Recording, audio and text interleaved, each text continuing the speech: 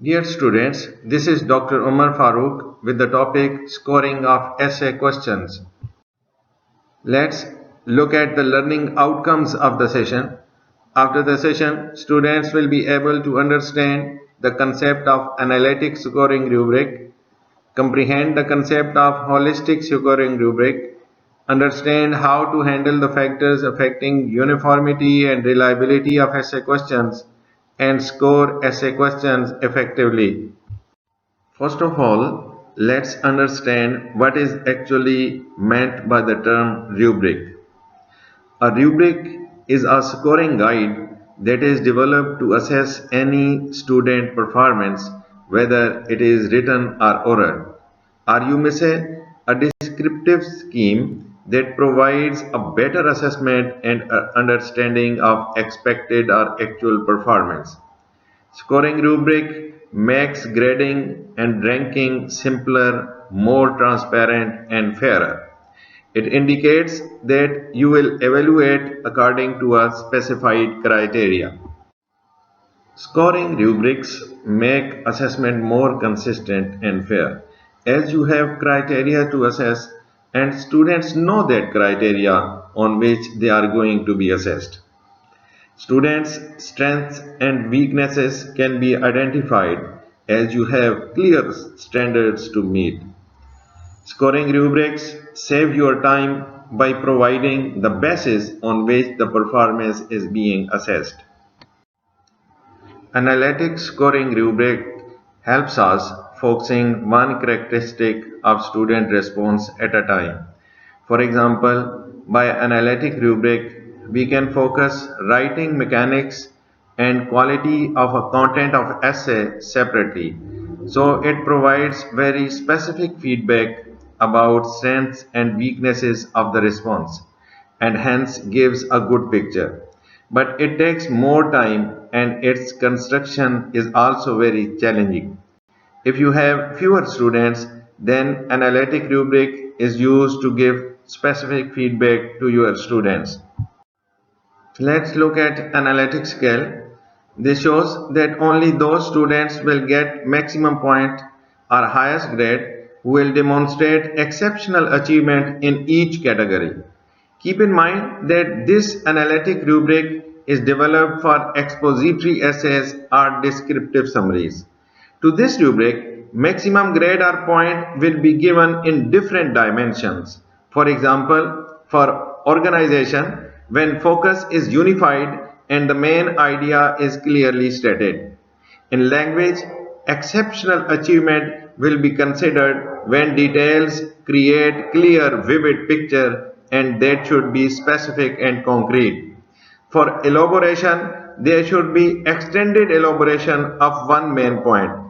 And for mechanics, exceptional achievement will be considered when there will be no major errors or one or two minor errors will be in the summary or essay.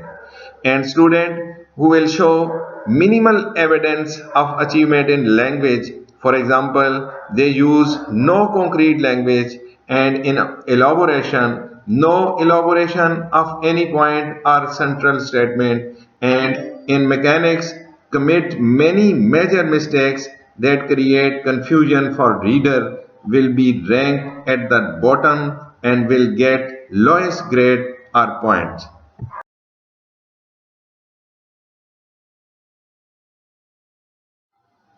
As far as the holistic scoring rubric is concerned, it is clear by its name one single score is given to the entire response. It can be used to score more rapidly than analytic scoring rubric and when you have large number of students in your class then it is best to use. But its disadvantage is that it does not provide feedback on specific aspects. Now look at an example of holistic scoring rubric for writing. In this, you may see that a response will get lowest score that will have little information regarding the task. On the other extreme, the response will get highest score that will have extensive elaboration showing high degree of control over the various elements of writing, the content of this response will be same as which will get rating 5, but it will be better organized, more clearly written and less flawed. Let's look at another example of holistic scoring rubric for overall quality of an explanation. In this rubric, the score ranges between 0 to 5. To this rubric, the highest score deserve only those students who will be extremely knowledgeable about the topic, who demonstrate in-depth understanding of the relevant ideas, and their response will be fully developed and with specific facts and examples.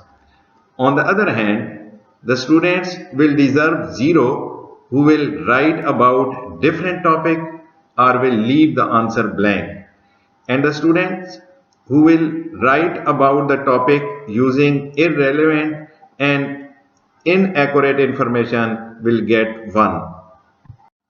Here is a checklist for scoring rubric. For improving the reliability of scoring, before administering the question, we should pay attention to the following points. Number 1, what learning outcomes we are going to measure. Number 2, phrase questions and scoring rubrics in accordance with the learning outcomes. And number 3, explicit directions regarding the required response.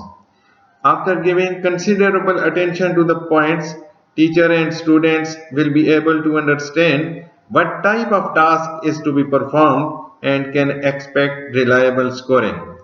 अगर कोई question poorly phrased और designed है तो evaluation में कोई कितना ही proficient क्यों ना हो वो इसको कंपनसेट नहीं कर सकता. Dear students, as you know, essay questions have major limitation that their scoring is subjective and unreliable. For that very reason, it is suggested that the use of essay questions should be restricted to those learning outcomes that can't be measured by other means. Here are some suggestions that may increase reliability in scoring of essay questions.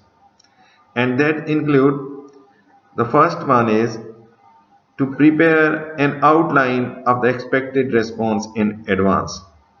This outline will be consisted on the major points like the characteristics of answer like organization etc. to be evaluated and the amount of credit to be allotted to each. For a restricted response question that asks for 3 hypotheses, a list of acceptable hypotheses would be prepared and credit of 1 point for each hypothesis.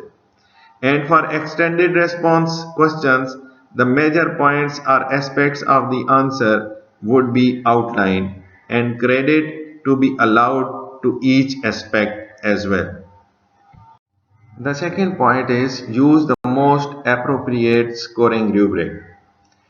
While selecting an appropriate scoring rubric, keep in mind analytic rubric focus attention on only one characteristic at a time and provide specific feedback.